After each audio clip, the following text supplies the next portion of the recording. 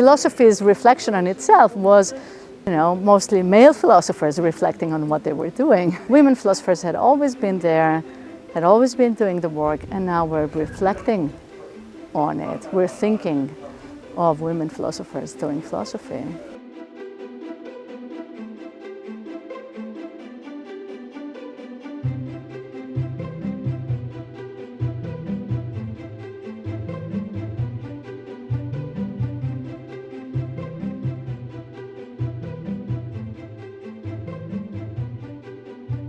At the moment we are at the Shincliffe and Bailey Rooms setting up for our poster session. Part of the idea of the posters was that we can have a way of showcasing some of the public philosophy that we've been doing and that the other cool people involved in Parenthesis have been doing. The work that Rachel and Claire have done is vital. It is literally one of the places in which my intellectual life is growing and flourishing. It made me want to stay in philosophy. It gave me a vision of philosophy that I wanted to be a part of, that took seriously the idea that philosophy should be something we use to live our lives by and change the way people think and the way people feel and the way people navigate things like their relationships and what they love. It seems to me that what's being done here now is another form of extending the reach of philosophy, extending what it can do and who it can do it for.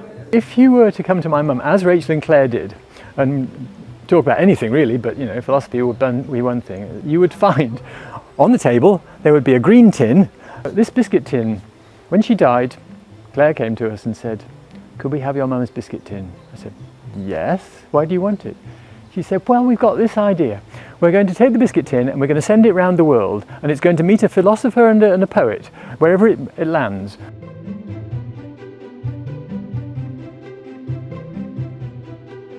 The philosophical discussion that you're getting here is unlike what existed 10 years ago, and that comes from things like, philosophy by postcard. These kinds of things get people talking to each other in ways that they wouldn't otherwise talk, and what they do, I think, changes the subject.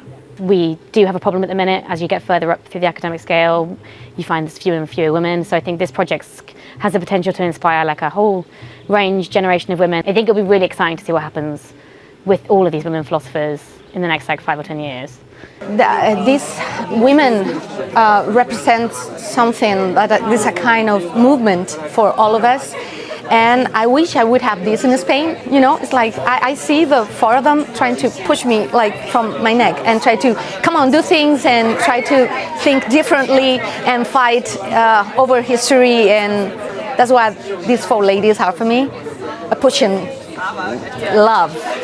For me, the value is knowing that I'm going to go forward into my academic career, knowing there's people that I can talk to and want to talk to and collaborate with and work with in a new way that's not everyone doing their solo work. Instead, it's about all of us coming together and thinking together. Real kudos to Claire and Rachel for having created this project, this crazy, amazing project of exploring who are these four women, this Wartime Quartet, who are they?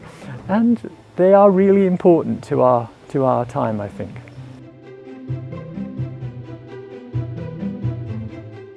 That's a big question. Yeah, I suppose I do.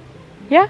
Metaphysical animal in the sense of I'm a human animal who likes to read literature and read philosophy and listen to music. I'm delighted to be an animal and would, I think, not be happy not being one. And yeah, I feel thrilled to have a nature that gives me a chance of being metaphysical as well.